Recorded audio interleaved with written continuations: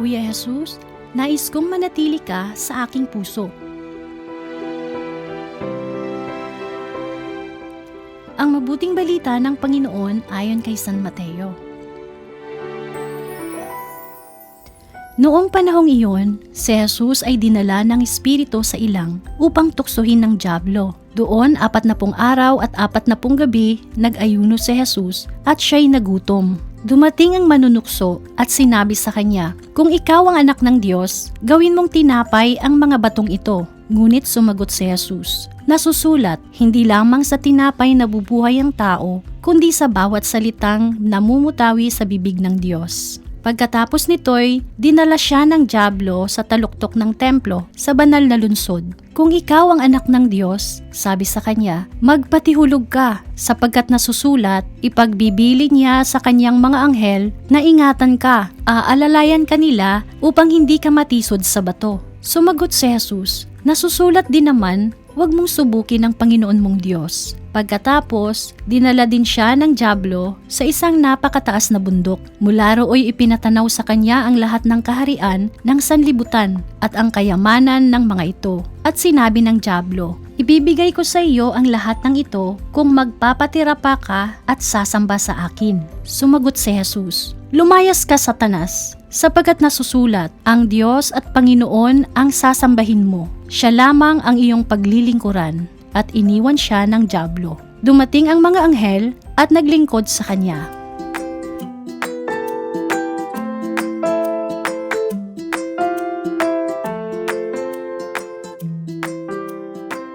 Tayo ngayon ay nasa unang linggo ng Kwaresma at sa Ebanghelyo ngayon ating narinig ang kwento ng pagtukso ng dyablo kay Kuya Jesus. Kayo ba mga bata, naranasan nyo rin ba ang matukso? Ano ba ang tukso? Ang tukso ay kadalasang nararanasan natin kapag may mga bagay tayong pinagpipilian. Halimbawa, kapag ikaw ay bumili at sinuklian ka ng sobra ng tindera, ito ba ay isasauli mo o itatago mo na lang? Sa ganitong pagkakataon, nakakaranas tayo ng pagtatalo ng isip at puso at madalas, naaakit tayo na mas piliin kung ano ang makapagbibigay kasiyahan o ginhawa sa atin kaysa kung ano ang tama at mabuti. Sa Ebanghelyo natin ngayon, ang natutunan natin dito ay kung paano nilabanan at tinalo ni Kuya Jesus ang tukso. Nangyari ito bago niya simulan ang kanyang misyon, ang iligtas ang tao sa kasalanan. Dinala siya ng dyablo sa ilang upang subukin. Tinukso siya na piliin ang dyablo kapalit ng kapangyarihan, kaginhawahan at kayamanan. Sa kabila ng mga ito ay hindi niya sinabi, "O tukso, layuan mo ako." Sa halip ay ginamit niya ang salita ng Diyos upang labanan ito. Wika niya, "Lumayas ka, Satanas, sapagkat nasusulat, ang Diyos at Panginoon ang sasambahin mo. Siya lamang ang iyong paglilingkuran." Ang tuksuhin at magkasala tayo ang gusto ng demonyo upang ilayo tayo sa Diyos. Kaya nga, mahalaga ang buhay panalangin upang humingi ng tulong kay Kuya Jesus at maging lakas natin siya sa panahon ng tukso, maging matibay ang ating pananampalataya sa Diyos. Ayon sa turo ng simbahan, pinatutunayan ng kasulatan ang malawak na kasamaan ng dyablo na tinawag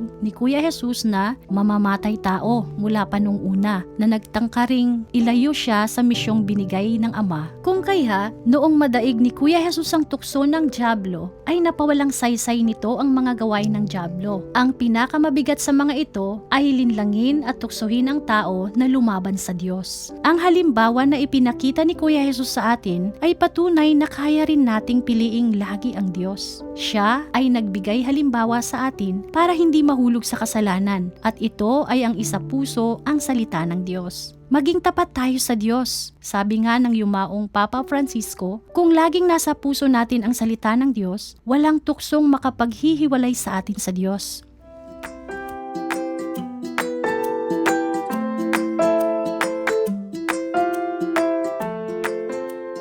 Ang salita ng Diyos ay napakahalaga upang malabanan natin ang tukso. Paano natin mapanatili sa ating puso ang salita ng Diyos? Una, makinig sa salita ng Diyos. Maririnig natin ito sa misa tuwing nagsisimba, sa pakikinig ng katikesis, sa simbahan man, sa school o sa pamayanan. Maaari rin tayong magbasa ng Biblia sa bahay o manood ng mga palabas tungkol sa Diyos. Pangalawa, maging tapat sa Diyos. Ang pagiging tapat ay nagpapakita ng pagmamahal sa Diyos. Tayo ay nagiging tapat sa Kanya kung iiwasan natin ang mga bagay na maaaring maging dahilan upang hindi tayo makapagsimba o makapagdasal, gaya ng paglalaro o pagsi-cellphone maghapon. At pangatlo, manalangin sa Diyos. Walang ibang tutulong sa atin kundi ang Diyos, lalo na sa tuwing may problema, may kahilingan at sa panganib. Kailanman ay hindi tayo pababayaan ng Diyos, lalo na kung tayo ay lumapit sa Kanya sa pamamagitan ng pagdarasal.